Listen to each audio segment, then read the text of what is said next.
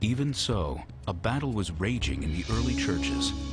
Arius, a monastic from the city of Alexandria, believed that Jesus was the highest created being, but he was not God.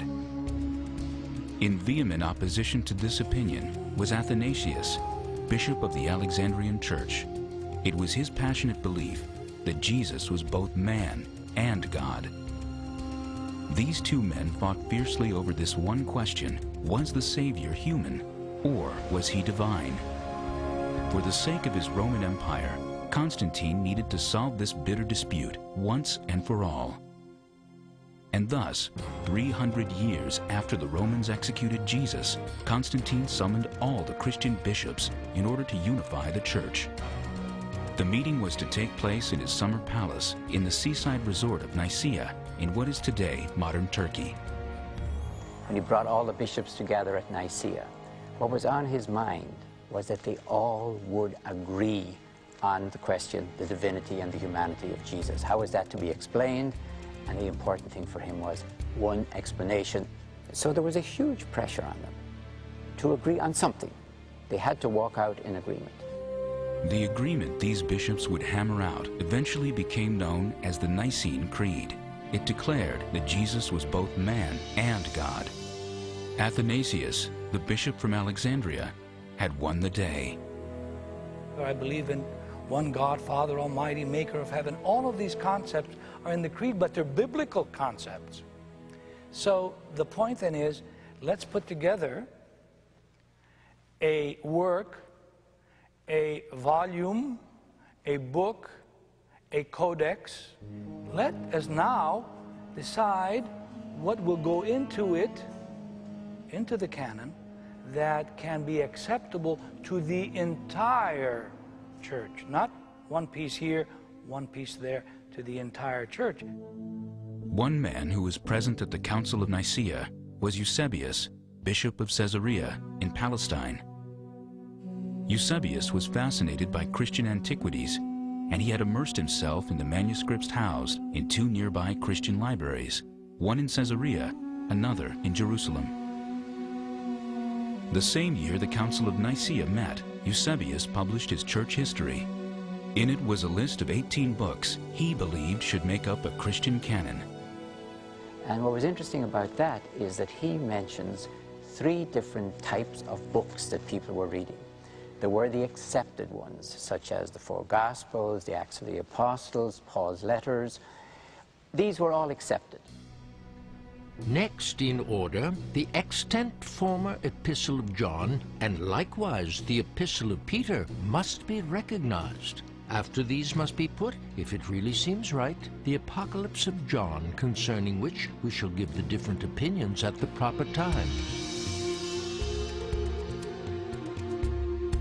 Eusebius was only too aware that many of his contemporaries thought John's Apocalypse bordered on the heretical, that its violent imagery seemed at war with the Savior's message of peace. Then a mighty angel took up a stone like a great millstone, and threw it into the sea, saying, "With such violence Babylon, the great city, will be thrown down, and will be found no more."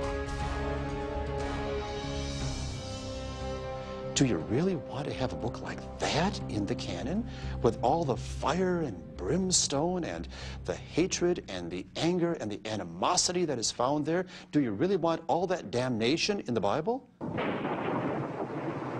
But he mentions other ones that he thinks are disputed, including ones that we now have in. For example, 2nd and 3rd letter of John, 2nd letter of Peter, letter of James, letter of Jude. He calls them disputed. And he mentions other ones that are not in at the moment. And then there's the heretical ones that are not in anyone's list. Books that were considered forbidden were books that aren't really sanctioned. In other words, you have things like The Shepherd of Hermas that are stories that are being told about Jesus, but they don't have any veracity. They may be part of a certain community's canon, but they're not part of the total canon. In other words, they're not things that people in other parts of the Christian world would recognize. 6 years after the Council of Nicaea, Emperor Constantine sent a letter to Bishop Eusebius, giving him the job of creating an official Christian Bible.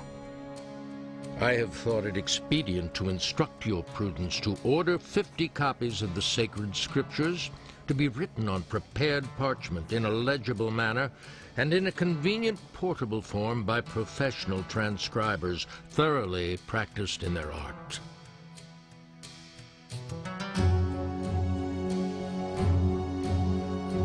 Eusebius simply took the list from the church history he had written, 18 books he believed worthy of inclusion, and assembled these into Constantine's Bible. In stark contrast to Marcion's version of a Christian Bible, this volume combined the Hebrew Scriptures with a set of Christian manuscripts, an Old and a New Testament. 50 beautiful Bibles done on vellum and parchment for the churches of Constantinople. There's no indication that Constantine saw a problem with disputed books or different canons or different lists. That's not there at all. What he seemed to be concerned with is Constantinople, his new capital called after himself, of course, was going to have lots of new churches. He wanted a beautiful Bible enshrined in each of those churches. But this Bible, commissioned by the Roman emperor, was lost to time, and with it, the precise list of books it contained. There are possibilities.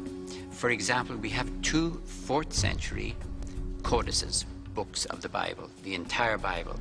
One is called the Codex Vaticanus because it's in the Vatican. The other is the Codex Sinaiticus, which is in the British Library. It was found at Mount Sinai, St. Catherine's Monastery. And we can't be sure of the contents because there's missing pages. If either of these ancient fragmentary documents are indeed copies of Constantine's Bible, it appears their contents differ from Eusebius's list. There are at least 2 disputed books included in Codex Sinaiticus: The Shepherd of Hermas, a popular book among early Christians, and the Epistle of Barnabas. Yet even after Constantine's beautifully rendered Bibles were sent to the churches in Constantinople, it would be another 40 years before a final list of 27 New Testament books would be officially canonized by the Church. What we